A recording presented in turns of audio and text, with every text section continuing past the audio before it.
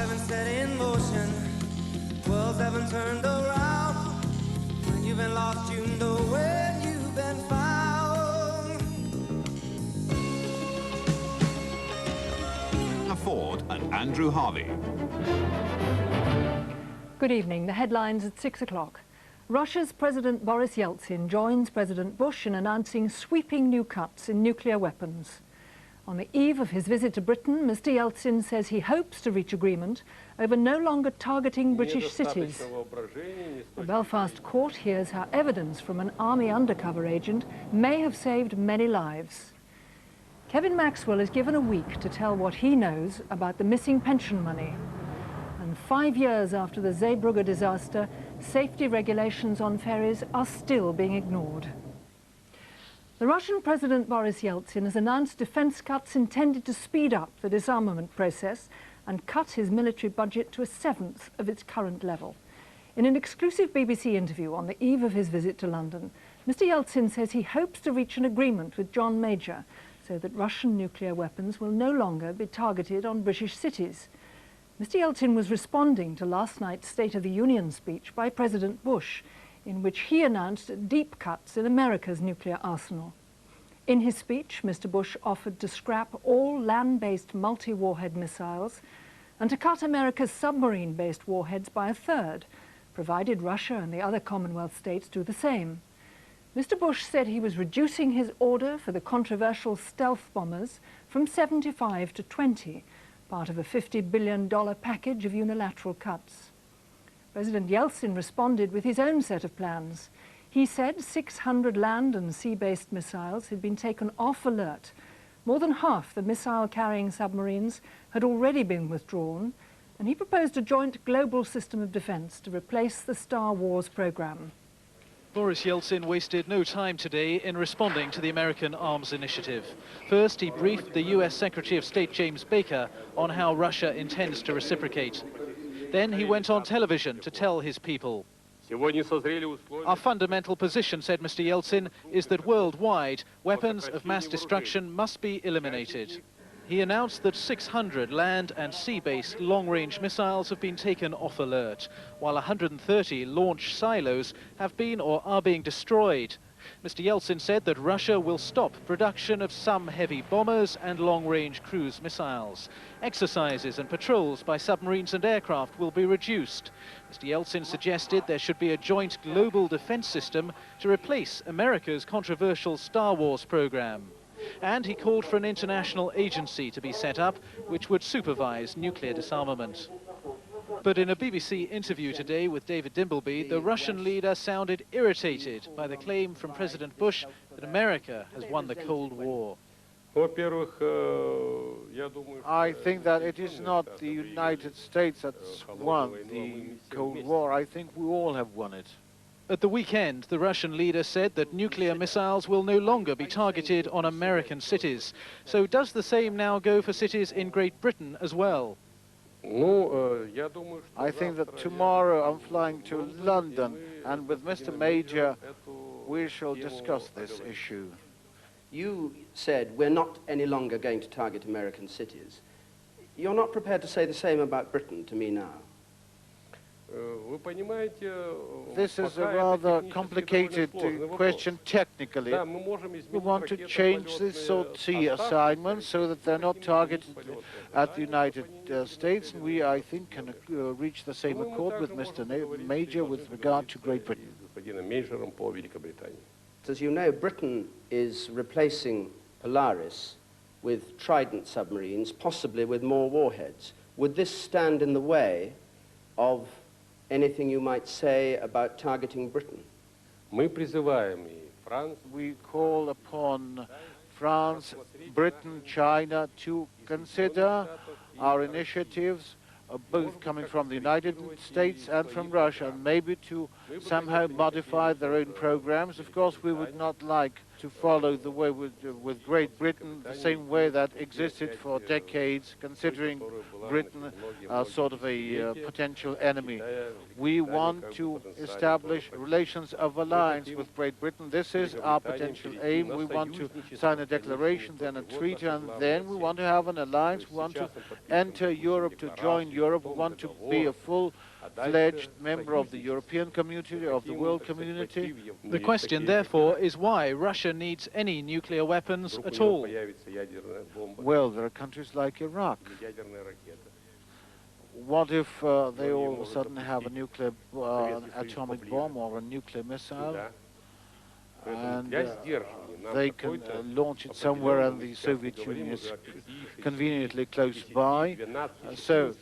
As a restrictive measure, we need, of course, we're not talking about 5 or 10 or 12 or 15,000 nuclear warheads. We're talking about 2,500. That is the reduction by several times. Mr. Yeltsin warned that the arms race could begin again if Russia does not get enough food and financial aid from the West. If, for instance, our reform fails and the conservative forces come to power in Russia, the arms race will start also in Britain and the United States and other nuclear powers.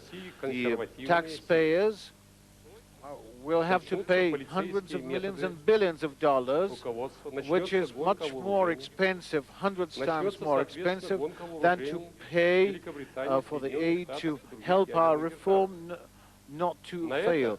President Yeltsin says he's doing his best to save money. The military budget of the former Soviet Union is to be cut by another 10% this year. And the expectation here is that Presidents Yeltsin and Bush will be able to reach swift agreement on deep new cuts in multi-warhead missiles when they meet on Saturday. Ben Brown, BBC News, Moscow.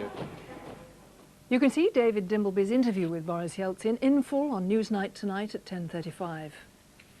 President Bush put forward his disarmament proposals in his annual State of the Union address to Congress. He also set out his plans for dealing with the recession in the American economy. That issue is dominating domestic politics and could threaten his chances of re-election. President Bush's Republican Party clearly liked his election year speech. A+ said their report card for his attempt to revive the economy and his own political fortunes. Mr. Speaker, the President of the United States. The President began his State of the Union address trumpeting foreign policy successes, which gave him the freedom to announce deep arms cuts.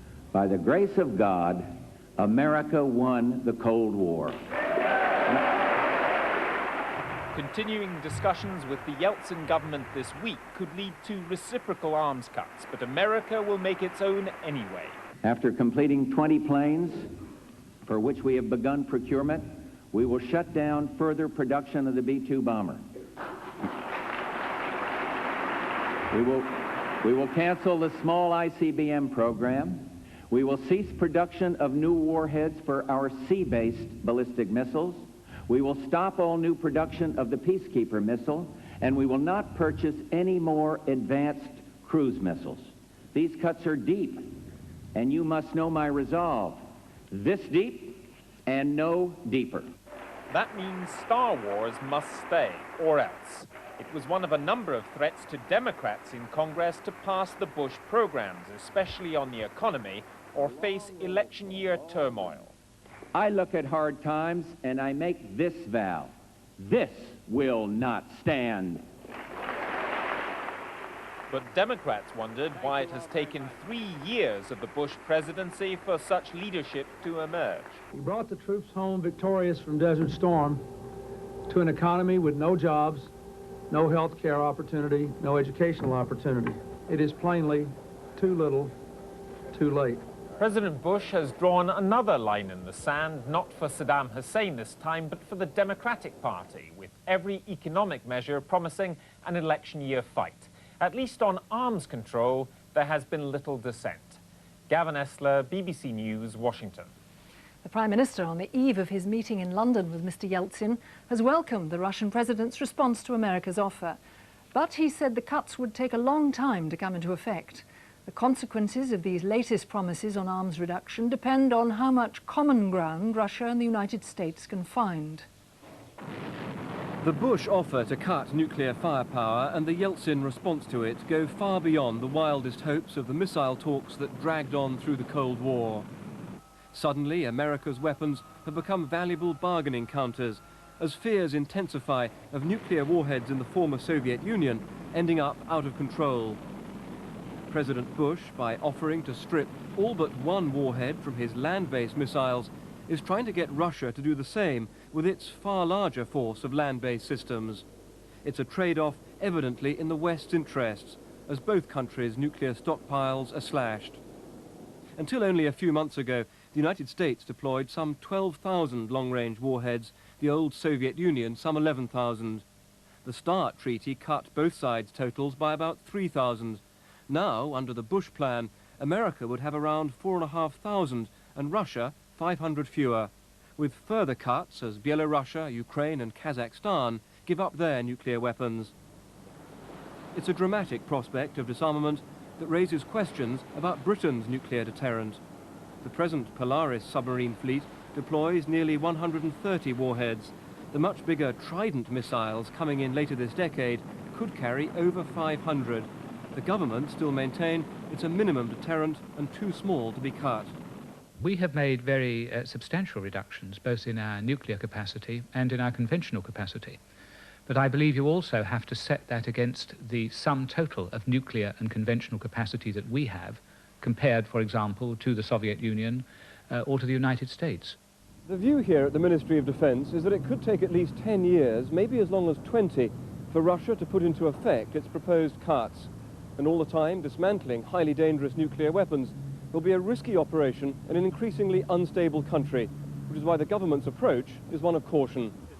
But the opposition say the government is out of touch. What President Bush has said strikes a chord with the former Soviet republics. It's very sad that the British government is so reactionary under Mr. Major and will not take part in an international process of arms control, stopping nuclear proliferation and having a treaty to end all nuclear tests by all countries. I think it's time that the United Kingdom, as it can with absolutely no prejudice to its safety or to the effectiveness of its deterrent, resolved to make its contribution to the substantial nuclear arms reductions which now are on the agenda of the United States and of Russia. But whatever the domestic controversy over Britain's nuclear force, the main international concern is over the destruction of the old Soviet weapons. When Mr. Yeltsin comes to London tomorrow, the government will be offering help with this task, attempted before, but never on this scale. Belfast Crown Court has heard that Brian Nelson, an undercover agent who's pleaded guilty to 20 terrorist charges, gave information that may have helped save many lives. Today, an army colonel who was his controller in military intelligence gave evidence. He said loyalist groups had security forces documents 2 years before a police inquiry began into allegations of leaks from some members of the security forces to loyalist paramilitaries. The judge will pass sentence on Nelson at a later date. The colonel said Brian Nelson's job was to infiltrate the legal loyalist paramilitary group, the Ulster Defence Association, and at least to limit what he called its murderous activities. The intelligence officer gave evidence in open court, but wasn't publicly identified. The colonel said Nelson passed his army handlers many documents that had come into the UDA's possession. In May 1987, he said, those documents included photo montages and reports from all sectors of the security forces. That was more than 2 years before an inquiry began into allegations that members of the police and army had been leaking such documents to loyalist paramilitaries. The colonel said the police were told what had fallen into the UDA's hands. The RUC made no comment tonight. The court heard that despite the army's wishes, at times Nelson got too involved in UDA activities. But, said the colonel, the agent gave information showing that the lives of more than 200 people were at risk, and the police were told. One example was a loyalist plan to blow up the Sinn Féin president, Gerry Adams, by attaching a limpet mine to the roof of his car. The intelligence officer said there were Home Office guidelines on running agents, but they were more appropriate to infiltrating London's criminal fraternity than terrorist groups in Northern Ireland. Nelson led a schizophrenic existence, torn between the demands of his handlers and the need to maintain his cover within the UDA. The colonel said when Nelson was under suspicion, he was brutally interrogated by loyalists who gave him electric shocks with a cattle prod. Some nationalists can't understand why the government won't now outlaw the UDA. This whole fiasco will reinforce in their minds the impression that the UDA is kept legal in order to be used by military intelligence, and that it's more likely military intelligence which opposes the UDA being made illegal than other elements in the Northern Ireland office. Brian Nelson's dual career as army agent and loyalist paramilitary is over. He'll have to serve his jail sentence in isolation. 6 people have been arrested under the Prevention of Terrorism Act following a car crash in Berkshire, after which one of the vehicles caught fire. The other car was registered in the Republic of Ireland. The accident happened last night at Afton Nervet near Reading. Scotland Yard's anti-terrorist branch has been informed. The 2 cars crashed late last night on a quiet country road near Reading. Shortly after the accident, according to the police, there was an explosion in one of the vehicles, a Saab, and the Thames Valley Force have been examining it all day to try to find out exactly what happened. The other car involved in the collision was a white Nissan, registered in the Republic of Ireland. Police have been searching the area and questioning 6 people who are being held under the terms of the Prevention of Terrorism Act. The anti-terrorist branch at Scotland Yard has been informed about the incident, but it's not known at this stage why one of the cars was burnt out or if there are any links with recent terrorist activity in England. Kevin Maxwell has been given a week to tell company investigators everything he knows about the millions missing from the Maxwell pension funds. Judges at the appeal court rejected Mr. Maxwell's claim that he had the right to remain silent because he risked incriminating himself. They said it was more important for the investigations to continue. In and out of the High Court for weeks, Kevin Maxwell has been arguing that he has the right not to answer questions from the liquidator on the grounds that he might incriminate himself. But the liquidator of the Maxwell Pension Company wants answers that will help him get hold of the missing pension millions. Rejecting that plea today, the appeal court also refused leave to appeal to the House of Lords, though Mr. Maxwell could ask the Lords directly. Delivering the court's judgment, Lord Justice Dillon presiding said it was important that the provisional liquidator got the information he wanted quickly. Now that Kevin Maxwell has lost the right to remain silent, the task of finding the missing pension millions should be made that much easier. The liquidator on the track of the pension money was given leave by the court to proceed immediately with his attempts to get information from Mr. Maxwell. We're very pleased that now we will be able to get on with pursuing the assets, collecting them for the pensions funds, and we're going to be using every endeavour to see that Mr. Maxwell complies with the court order and gives the liquidators the assistance that he needs. When will you be talking to Mr. Maxwell? As soon as possible. Arrangements are being made about that now. A Common Select Committee investigating the pension scandal also wants Kevin Maxwell to answer questions. Last time the Maxwell brothers appeared, they refused. Kevin Maxwell, can I ask you that same question? And again, I'd like my counsel to answer. Next time they're called, they might find it harder to justify staying silent. Later in this news, an opinion poll suggests half of Scottish voters are in favour of total independence from the United Kingdom. But Downing Street sources say the Prime Minister remains committed to the Union. And the Queen postpones plans for a new fountain to mark 40 years of her reign. She says it's too expensive. Now the time is 6:18.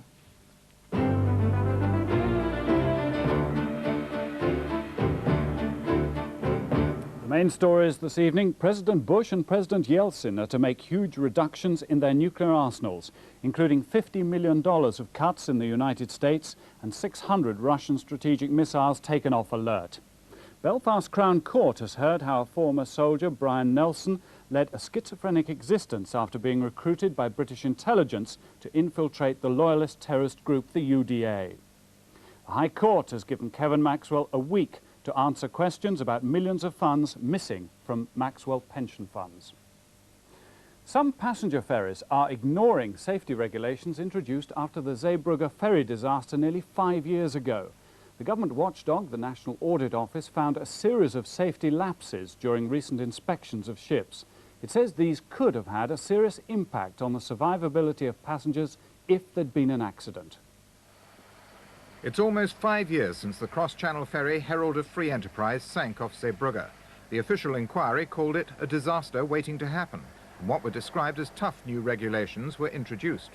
All British roll-on, roll-off ferries now have TV cameras trained on the bow and stern doors on car decks. Passengers get full safety briefings over loudspeakers, and everyone has to have a boarding card. But the National Audit Office says during the past 3 years, concentrated inspections on 14 British ferries revealed bridge TV sets not being checked, boarding cards not being examined, inaudible loudspeakers, passengers on the car deck during crossings, fire doors wedged open, and fire risks in engine rooms. We're appalled that 5 years after Zeebrugge, that faults are still being found in ferry operation. It's just not good enough. It's absolutely essential that they should be carefully operated, good fail-safe procedures with no room for any fault at all, and the onus is on the operators to do this. We are concerned that there is a far too cosy relationship, seems to exist, between the Department of Transport and the individual ferry operators, and we do not see why, if their own research shows that improvements to safety are required now, why they should then go and agree that these should be implemented over a 5-year period commencing in 1994. The Audit Office says it's going to step up the number of detailed spot checks on cross-channel ferries, which carry 25 million passengers annually. The Chamber of Shipping said it wasn't complacent, but most of the complaints listed involved people rather than safety procedures. But critics point out that it was human error which caused the Zeebrugge disaster. Downing Street sources have said that the Prime Minister remains committed to union with Scotland, despite an opinion poll in the country which suggested half of those questioned wanted independence. John Major is said not to have changed his opinions on the union, namely that it has served Scotland and England well, and he would not wish to see it undermined. At their Edinburgh headquarters this afternoon, delighted Scottish nationalists were preparing a new pre-election campaign to capitalise on the growing support shown by the poll for separation from the rest of the UK. The people's demand in Scotland for independence is now irresistible. I think most Scots are looking forward to a new future with Scotland as an independent member of the European community. Anger over the recent closure of the Ravenscraig steelworks has fuelled hostility to the Tory government, which has left them with just 9 Scottish seats, perhaps a factor in the decision last week by the Sun in Scotland to ditch traditional loyalties and, aware of long-standing desire for Home Rule, to nail its colours to the independence campaign. The Tories, steadied by Mr Major, are in no such mood to abandon the Union. We believe that the United Kingdom is the greatest strength and the greatest source of benefit to Scotland. 300 years of history can't just be turned upside down overnight. All the economic benefits that we have derive from the larger market that we have within the United Kingdom. It is perfectly possible to grant self-government for Scotland, a parliament for Scotland, without breaking up the United Kingdom. That is what most Scots want. That is what the government continues to refuse us. And if they continue to refuse us, then the alternative will be straight independence. Labour, vulnerable to the SNP, agreed at their national executive meeting today to adopt proportional representation for elections to a Scottish parliament. They denied devolution was losing favour. The option that will appeal at the end of the day is the one the Labour Party has honestly and in detail argued over a very considerable period of time, and will continue to argue. And that is a parliament that retains the links with the rest of the United Kingdom where they are sensible, but gives Scotland a total autonomy over its own domestic affairs. But the 300-year-old union is under strain. One indication, the odds offered at a Glasgow betting shop, some solutions attracting a better price than others. A bus driver was killed when 2 buses and a car crashed near the village of Kinglassie in Fife. 13 others were injured. One of the buses overturned, trapping a number of people who had to be cut free. 8 children were among the injured, but none was seriously hurt. Britain's largest employers have drawn up a plan to ensure that people with disabilities have better employment prospects. Under the plan, all firms would actively recruit and promote disabled people. Our social affairs editor, Polly Toynbee, reports. Training to be gardeners, these young people with learning difficulties all want to get jobs. But it won't be easy. They're likely to meet strong prejudice. I've lost count of how many jobs I've gone for now, you know. I mean, over the past 2 years, you know what I mean? I haven't really got a definite yes. I've applied for 4 or 5 jobs and I ain't had nothing from no one. Only 1/3 of people with disabilities are in work. Few firms employ anything like the 3% disabled people that the law requires but doesn't enforce. 50 of Britain's most powerful employers have drawn up a 10-point action plan to employ more people with disabilities. It's not just about employing new people, but also keeping on those who become disabled. It's surprising to most people that 70% of those officially considered in work or looking for work actually become disabled while in work. So anything employers could do to make sure they didn't lose their jobs needlessly would have a terrific impact. Today, the Prime Minister launched the action plan. On average, his ministers meet less than half the 3% quota in their own departments. Many groups like Excel, an employment agency run by and for disabled people, say voluntary effort isn't enough.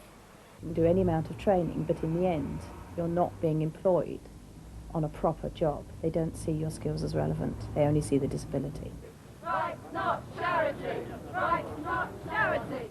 Today, militant protesters barricaded the entrance to Parliament in support of a private member's bill, which gets its second reading in the Commons on Friday.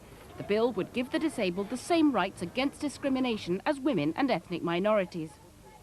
6% of British employers said in a recent survey that they would never, under any circumstances, employ a disabled person.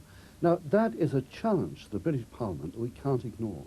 That's why my bill on Friday, the Civil Rights Disabled Persons Bill, is so important. Having urged employers to promote more women, today the Prime Minister's doing the same for people with disabilities.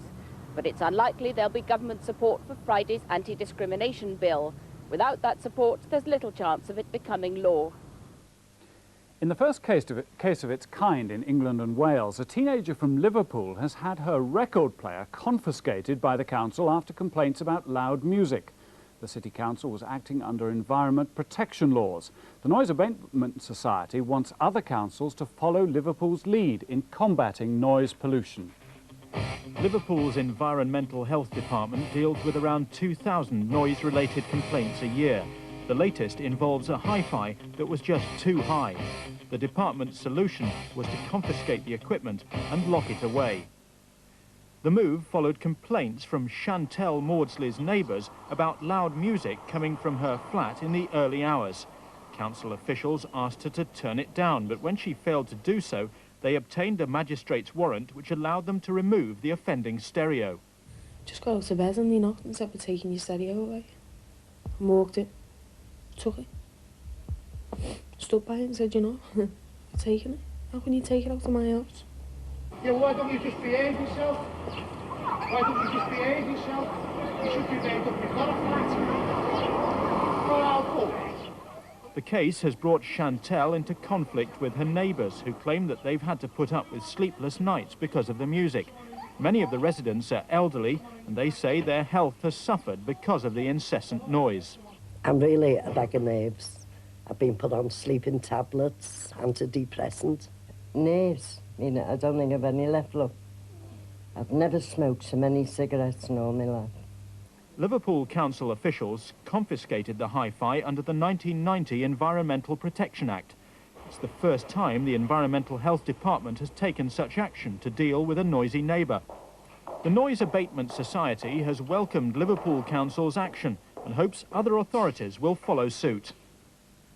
Plans to build a spectacular fountain in London to commemorate 40 years of the Queen's reign have been postponed at the request of the Queen herself. It's thought she doesn't want public money to be spent on the project during a time of recession. As a result, the launch of an appeal to raise funds for the £2 million fountain has been cancelled. This report from our arts correspondent Andrew Burrows. With its 40-foot jets, supporters said the Queen's fountain would enhance Parliament Square tremendously. Floating above a cloud of mist, a unicorn sculpted by James Butler standing on Balmoral Rock. Fine for a romantic setting, said the Royal Fine Art Commission, but not for one of the most sensitive sites in the land. We don't like the look of the unicorn. We don't think that's worthy of Parliament Square either. It should have been done by one of our great sculptors like Elizabeth Frink. And Her Majesty herself evidently feels that it's inappropriate at this time, when there are so many people who are going through difficulties, to put up a very expensive monument which would cost a lot of money to maintain. While the Commission believe the Queen's doubts have killed the unicorn, the Fountain Society say their fundraising appeal is merely postponed. The Queen must have made the right decision. But I think everybody is getting tired of doom and gloom. We all want something good to happen, and when this fountain happens, it's going to be marvellous. But the architect, who's worked for 5 years on a scheme which now finds itself deprived of the valuable association with the Queen's anniversary, admits construction can't begin without the money. If you can tell me how long it's going to take to raise £2 million, then I will tell you when the beginnings of this fountain will occur. The Queen has indicated that her reign has many years to run, and talk of monuments is premature. For the time being, this particular unicorn is likely to remain a creature of fantasy. And that's all the news so far. There'll be more at 9 from Andrew and from me. Good evening.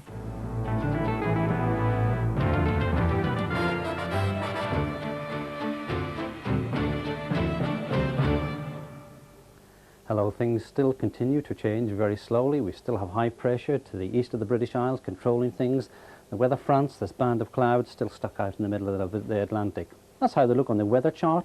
They'll continue to move slowly and erratically towards the British Isles over the next few days, but by Friday still won't be affecting the weather over the British Isles.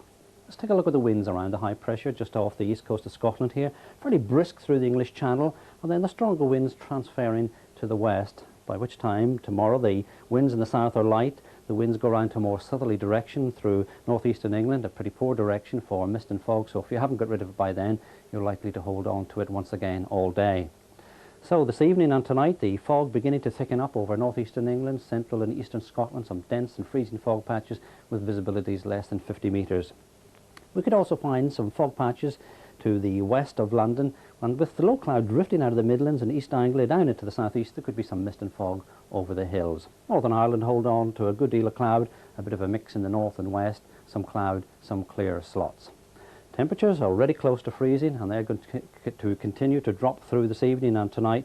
So by the end of the night, a fairly widespread frost with temperatures in the south much colder than they were last night, down to around -2, -3, and some parts of northern Scotland around about -6. So there's likely to be some icy patches to watch out for tonight as well. Well, then tomorrow, after a cold and frosty start, the temperatures slowly picking up. The highest temperatures likely to be in sheltered parts of Wales and Cornwall, around about 10, but colder as you come towards the east coast, and with that fog lingers all day, well, here the temperatures once again unlikely to get above freezing. Tomorrow, the best of the brightness and the sunshine likely to be in western areas, West Wales and the southwest. A good deal of low cloud around through the Midlands, central southern England, gradually thinning out and burning back to the east coast, perhaps brightening up in Northern Ireland as well. But I think near the east coast we'll hold on to the cloud, the mist and fog through Yorkshire, central southern parts of Scotland and into eastern Scotland as well. Well, the high pressure's there on Friday, then gradually the fronts begin to move across Scotland and Northern Ireland, so at least there it looks like for the weekend it may become a little bit more unsettled. Elsewhere, a little change. That's it from me.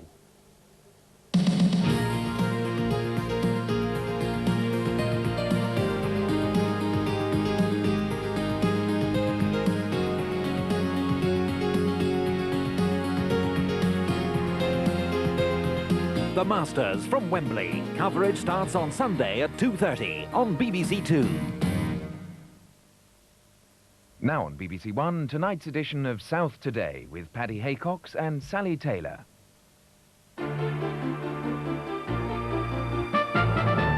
Terrorist alert in Berkshire after police investigate a car fire. After Zeebrugge, the safety of ferries still under question. Job seeker clocks up 1,500 applications. And fears for Hampshire First schools after reorganisation.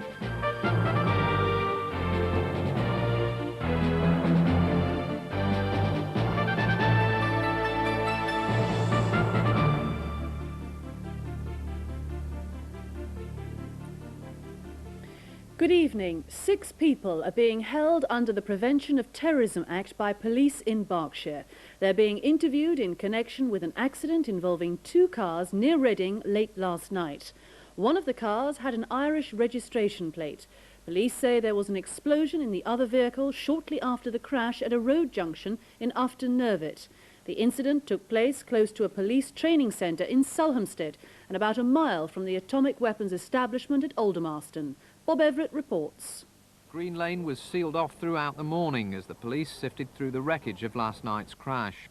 It happened at about 10:30 and left one car, a Nissan registered in the Republic of Ireland, in a ditch, and the other, a Saab, burnt out. An ambulance was called to this garage in Burfield, about a mile away, to treat a man who'd been hurt in the accident, apparently by an explosion. And help had also been sought at a nearby gamekeeper's cottage, according to a resident of Green Lane. He just said there's been an accident, called the police, and then he disappeared. And my relation called the police, and then he come back, and then it just caught fire all of a sudden. This morning, as a surveillance helicopter hovered above, scenes of crime officers and a police support group made a thorough search of the crash scene and surrounding woodland before the cars were moved. Thames Valley Police confirmed that there'd been an explosion after the accident which had damaged the Saab. And later came news that 6 people had been arrested under the Prevention of Terrorism Act and were being held at various Berkshire police stations.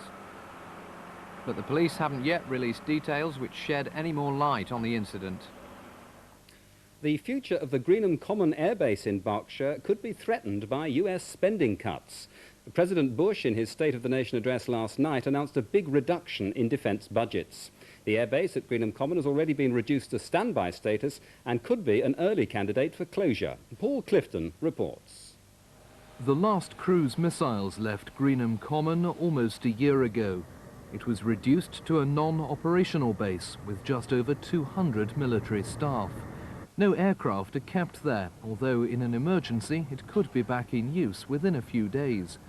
Announcing the substantial cut in defence spending, the President did not refer specifically to British bases. We will cease production of new warheads for our sea-based ballistic missiles.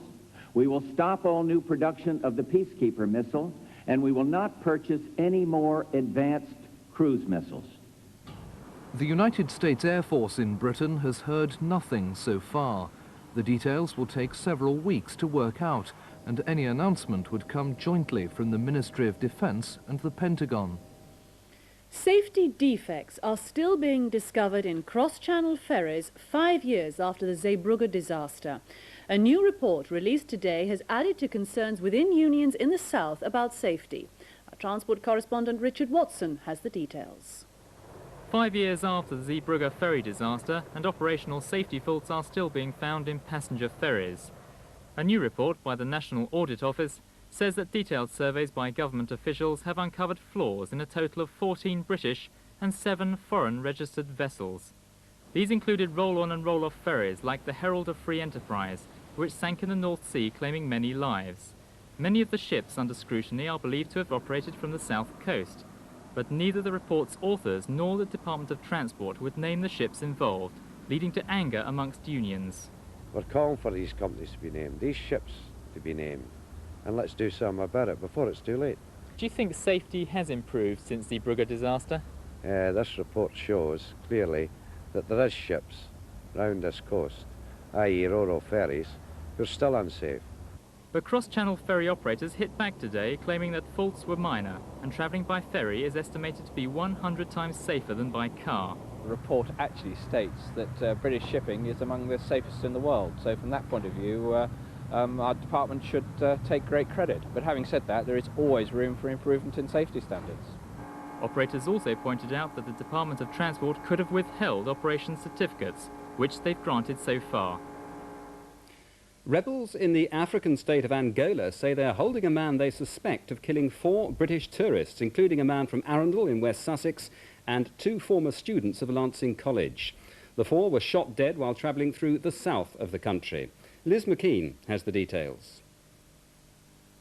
The UNITA rebels say the man responsible for the deaths is a former member of Angola's security forces. UNITA denies government allegations of involvement in the killing of the 4 tourists. They were Paul Couchman from Arundel, Dr. Mercedes McKendrick and James Pilbeam, who are both former students of Lancing College, and Andrew Chandler. Until recently, UNITA and the government have been engaged in a civil war. But with elections due to be held this September, Both factions are anxious to distance themselves from the killings. A joint commission of representatives from UNITA, the ruling MPLA and the United Nations is soon expected to interview the man UNITA is holding. There were more homes repossessed in Portsmouth last year than in any other town or city in the south. Figures issued by the Lord Chancellor's Department show 1,000 possession orders were made in Portsmouth, the third highest number in Britain after London and Birmingham. The figures underline the impact the recession is having on family finances. Many have been able to turn to debt counsellors for help. But in Portsmouth, the Money Advice Centre, which has been inundated with pleas for help, could itself become a victim of the recession. This 55-year-old man was made redundant by a company in Portsmouth just before Christmas. There's already a possession order on his home. He has other debts totalling £10,000. Before I was sort of struggling, but obviously now being made redundant, which obviously is no fault of my own, it's really put me in the mire, being quite honest. A counsellor at Portsmouth's Money Advice Centre is trying to help. Like many people with massive debts, the man finds the situation deeply embarrassing. He asked not to be identified. Have you had a look at the plan we prepared for you with a view to seeing if you could manage to meet some of the repayments? Obviously, I could have done beforehand, but obviously now being made redundant, I'm going to really struggle, I'm afraid. That's right. You're going on to state. As unemployment has risen, so has the number of people seeking help with debt problems. Over the past 12 months, the number of people out of work and claiming benefits in Portsmouth has gone up by nearly 60%. In neighbouring Fareham and Gosport, the rise has been even steeper, going up by almost 68%. The stark reality of the percentage rises is that there are now 22,500 people out of work in the Portsmouth area, a rise of 8,500 over the past year. The recession, the redundancies, the reduction of overtime, reduction of shift allowances, that type of thing, has led many more people into a difficult debt situation. Just when its services are in demand, the Money Advice Centre is under threat of closure. Portsmouth City Council funds the Citizens Advice Bureau, but the Money Advice Centre is financed separately through donations from local companies. Partly as a result of the recession, those donations have all but stopped. Obviously the clients can't help us, they haven't the money, but we are helping the lenders. We're virtually acting as their debt collectors, and this is where we feel the money should be coming. To stay open, the centre needs to raise £35,000. If it can't find the money and has to shut, many people with serious debt problems in Portsmouth will have nowhere to turn to for free, independent advice. Well, out of the gloom of the recession, take heart from the story of Kevin Miles, a print finisher from North End in Portsmouth. When he was made redundant, Kevin spent 20 months looking for a new job. 1,430 rejections later, he succeeded. Lisa Orsden reports. The desk may bear his name, but you're more likely to find Kevin Miles getting stuck in on the shop floor. A black belt in judo and a serious runner, 6 times in the London Marathon, there's no doubt that Kevin is a man of action. So as his 50th birthday approached, and with his wife expecting their first child, Nicholas, the blow of redundancy instilled in Kevin a formidable determination. His search for a new job involved twice daily visits to the job centre, speculative visits clad in suit to industrial estates with his CV in hand, and letters, hundreds of them. But there was nothing, and for all those firms who replied, 793 didn't even bother. I was getting knocked down like a peg in the ground. I used to have my bad days where I used to get down and depressed, but I had a good wife who supported me, my right hand as I called her, and she always used to say to me, never know, telephone call tomorrow, or even a letter tomorrow morning might bring you some news. After 1,431 job applications, Kevin's persistence paid off, securing him a job as a production manager with a small firm at Fareham, making textile filter paper. Out of 25 candidates, the boss recalls about Kevin that important first impression. That he walked with speed through the door. We'd had so many people who'd come in with just another interview approach. Kevin had a vibrancy about him that just made him stand out from the others. What would you say to anybody who now is looking for a job, is in the position that you were in? Keep trying.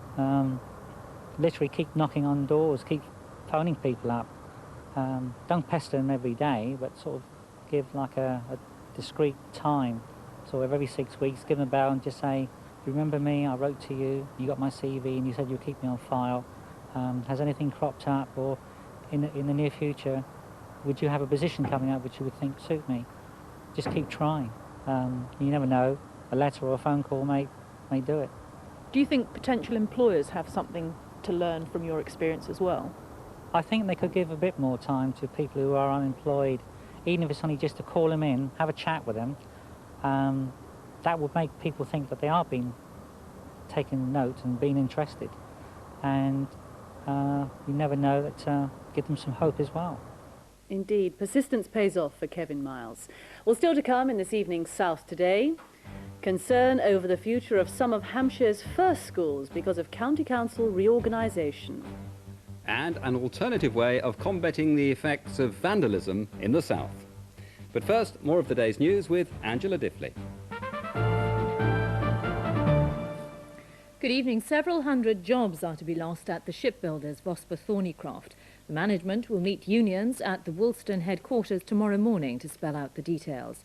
The company, which employs 1,800 people along the south coast, has been hit by the suspension of the government order for a 6th Sandown-class minehunter.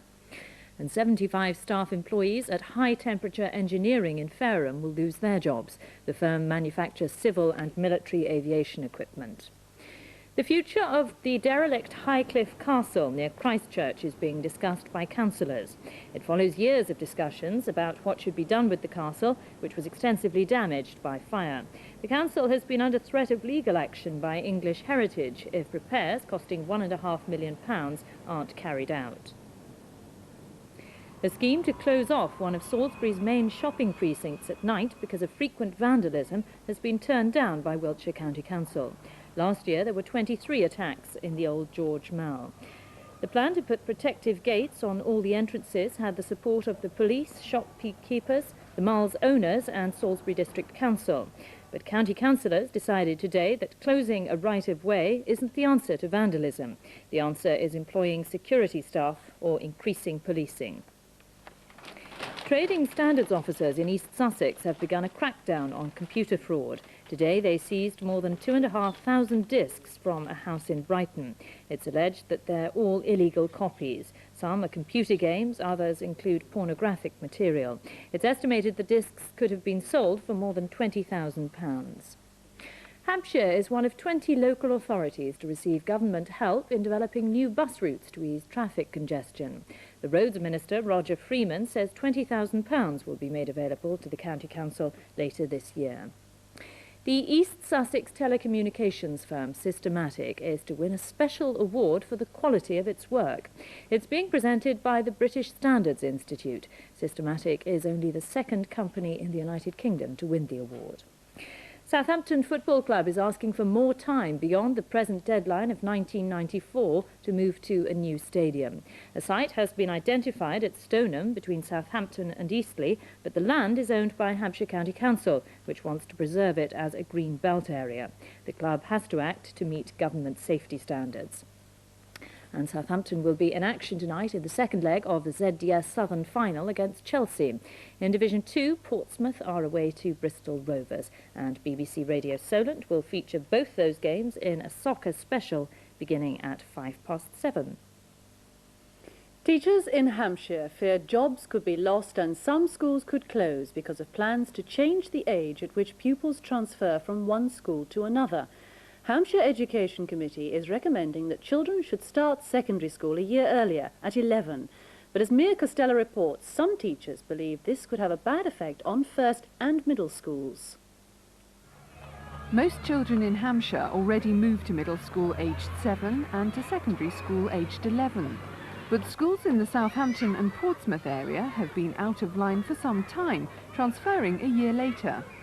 The recommendation by Hampshire Education Committee that the age of transfer be standardised across the county has provoked a storm of protest, mainly from first and middle school teachers. The budget will obviously be affected. at this time the eldest children in the middle school attract more funding than the other children in the primary sector. So the budgets will decrease. We are also concerned about people having to be redeployed into another phase of education, but which they probably don't want to do. But Hampshire Education Authority argues that the reasons for the changes are based on improving standards in the classroom. The principal reasons are educational reasons about the best way children can be educated, be taught over the next few years. This isn't a criticism of the past, but we're saying that the demands of the national curriculum and the increased expectations of parents and employers suggest that those youngsters of 11 would be better off in secondary schools than in middle schools. Though Peter Coles accepts some first and middle schools may no longer be viable, he says the prospects for jobs are good. Hampshire is a large authority. We're recruiting additional teachers in the primary sector to cope with additional numbers. The programme of reorganisation is over large parts of the county, so the combination of size and a programme to do it fairly quickly will give opportunities for redeployment. But the National Union of Teachers says it's not convinced that primary teachers will want to be redeployed in secondary schools, and it will do all it can to protect its members' jobs. Making the national curriculum work, says the Education Authority, has been its overriding aim. But some parents dispute whether an earlier move to a secondary school will benefit their children's education. I don't think it really is good, no, because I think a lot of them need that last year in this school to prepare them to go through to the middle school. Because I found the first school here, they do tend to get bored very quickly. But my oldest one, he's just moved up into the middle school and he's learnt a lot more, a lot quicker. The full council will consider the Education Committee's recommendation later in the year, but teachers say they're already resigned to the move going ahead. Now, here's a puzzle for you. What costs £3 million a year in Hampshire and the Isle of Wight and keeps a handful of teenagers amused for just a few seconds? Well, the answer is vandalism, and the councils who have to pick up the bill believe there are better ways of spending their money. They've just produced a video starring the comedian Alexei Sayle, whose anti-establishment image might, they hope, reach the pupils that other presenters could not. Now, originally, the people who were making this film wanted to get some goody three-shoes like Philip Schofield to talk to you. But then they found out that somebody like me is more likely to appeal to the yobbish element. I don't know why. When vandals mess up everybody's environment, then it's just the stupidest, nerdiest, uncoolest thing that you can do. I thought that when I was a kid, and I think that now. Alexei's message went down well with pupils at the Purbrook Park School near Portsmouth, where the video had its school premiere today. He not only says vandalism is stupid, a waste of money, ugly and dangerous, he even encourages young people to shop their mates to the police if they're smashing things up or spraying graffiti. The video was really good. It brought over some good points, such as the throwing of the bottle, the breaking of the lamp, and how people can get killed by it. And it will make people think for themselves. If you can persuade people that it's not cool to do it, then they won't do it. I think more people should see it and realise that what they're doing to the area. Borough councils across Hampshire and the Isle of Wight who've paid for the video hope it will reduce the £3 million a year bill they face for repairing the damage. I think the young people that watched it today, although they might not admit it, I think they were quite impressed. And I think the shot where the child is killed by touching live electrical equipment as a result of vandalism got through very well. Not a pretty sight. Police officers who've been trying to get the anti-vandalism message across in schools think the video will be effective. A few years ago we used to do videos and perhaps I would do the narration, but I think he's far more effective. Certainly from my point of view, he was very forthright, and I think the children need that. They need to relate to someone like that, and then they relate to the subject. I was looking at the reaction of the children as it was being played, and they were definitely responding. The humour and some real biting sarcasm was involved in that, and it's got to reinforce the message that vandalism isn't a very clever thing to do. Any dope can make the world horrible. It takes real style to make it better. If you want to express yourself, then do it the cool way. Join a band. Become a comedian. Or just shout at yourself in a bus shelter. I know the feeling. Alexis Sale in the new video. Now, the French rarely do it, the Australians never do it, and now some think the English will stop doing it. I'm talking about tipping, giving someone money in appreciation of a job well done. Some waiters in particular fear that new regulations could discourage customers from rewarding their service, as James Trollope explains. Ask any waiter, or hairdresser, or taxi driver, and the chances are they'll tell you that the British tradition of tipping is in decline. It's gone down. It's the first thing to get cut. They say, oh, well, look, we won't leave a tip. But that can make a lot of difference to a waiter who's maybe making £100 a week. It's gone down. It has gone down. People are leaving less and less tips. Rather than relying on tips, many restaurants now levy a service charge of 10 or even 15%. But the Consumers Association, trading standards officers and others believe that service should be included in the price of food and not added on as an extra. I think it would make things clearer if the service charge was included in the price of the meal. To me, I think the main thing is that the customer should know exactly what they're going to get, and there should be a clear indication. If there isn't a clear indication, it can be a breach of the law anyway. But some restaurant managers, like Mark Emerson of Langhans in Brighton, say that service charges allow them to pay their staff a decent wage. Moreover, Mr. Emerson says that customer complaints are rare. Very occasionally, one or two people will say, look, we don't agree with the service charge, we weren't happy with the service, and then which they are within their right to do. And then we just say, okay, sir, and we take the service off. You cannot force a customer to pay the service. But, you know, we do 300 people a week, and this has happened twice in 3.5 years, so. If service is included in all restaurant bills, as in France, and it's an option now being considered by the Department of Trade, tipping could become the exception rather than the rule. And workers in other trades fear that that could have a knock-on effect on them. In the meantime, though, cabbies and others are hoping that at least some of their customers will carry on tipping as usual. You shouldn't expect a tip, but it's all part of our wage, obviously, and this is what we look for. It's got to be, but don't tell the taxman that. Paddy, there we are, look, 20 pence for a job thank you very well much. done. I always knew You've only got a few more minutes to get through. I know one group that don't get tips. They get more abuse than tips. You know who they are, don't you, Helen? Yes, all the time. It's not fair. Never mind. It's going to be another cold night tonight, as you can probably tell from behind me, because there's hardly a cloud in the sky over southern England.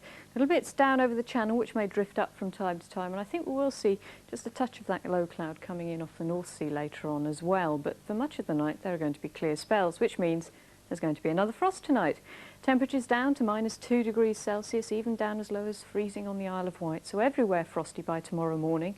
And as those temperatures drop later in the night, we'll find some fog lingering into the river valleys around about dawn tomorrow, and the whole lot combines once again to give us some icy roads. So when you're driving tomorrow morning, watch out for the fog in the valleys and also those slippery roads, mainly on the minor roads, I think.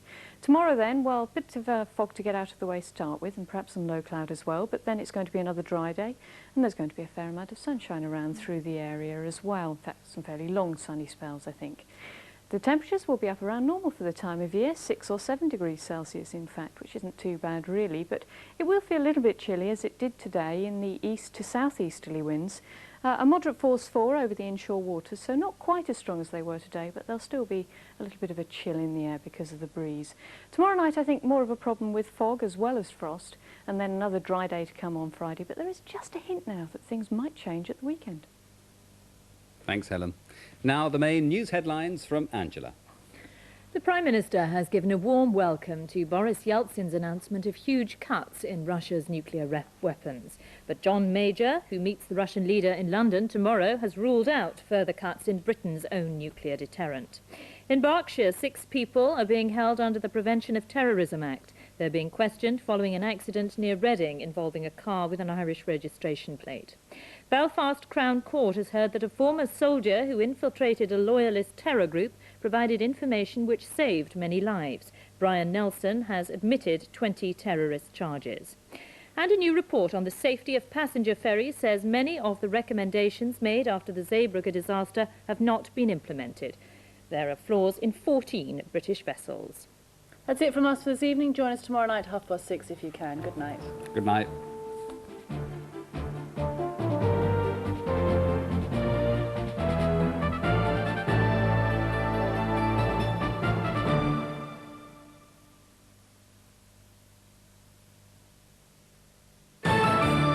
There's a Grand Prix start to BBC1 this Wednesday night. At 7:30 in Tomorrow's World, with the new season only 4 weeks away, the Formula One car is put through its paces. At 8, Rodney is in love. Blimey, let the poor girl up for air, Rodney. At 9:30, Churchill's role in the New World Order and how he coped with the stress of leadership. As the pressures grew, so did Churchill's need for creature comforts. He would have generally a bottle of champagne at lunch. Then at 10:30, Al Pacino is falling for his leading lady. Why do you take aspirin with champagne? Oh, champagne gives me a headache. Wednesday night on BBC1. And before any of that, Wogan.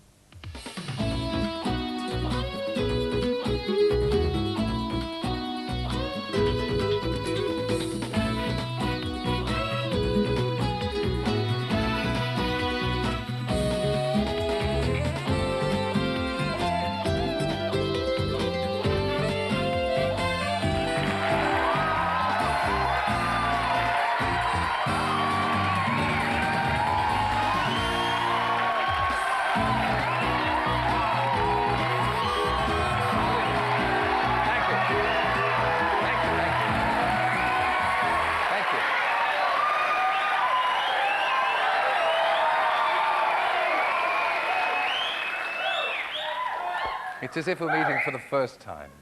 Welcome to this annual general meeting of the White City branch of Mensa. And congratulations to our newest and youngest member, Catherine Barnes of Ipswich, just 3 years old, an IQ of 170. Sadly, she can't be with us tonight. She's at home trying to make sense of a British Rail timetable. Another frequent non-visitor to this show is Marlon Brando, who has at last been tempted in front of the cameras again by an offer of £3 million for 2 days' work on the new film Christopher Columbus, The Discovery. He plays America. Now, in a while, I'll be talking to one of television's most miserable characters and his long-suffering wife. No, it's not Keith Chegwin and Maggie Philbin, but from the hit sitcom One Foot in the Grave, as Victor and Margaret Meldrew, alias Richard Wilson, and Annette Crosby. And we've music from the current pop sensation, Tori Amos. And then something to take your breath away when we meet a gentle fellow known as the Stranglemonger, who will show us why he claims to be the best masseur in the world. That's if the volunteer hasn't escaped. Have you got the volunteer? Good. Hold him down. Right.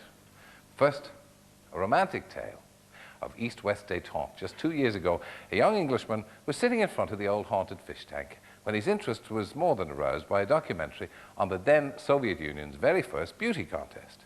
And this contestant in particular.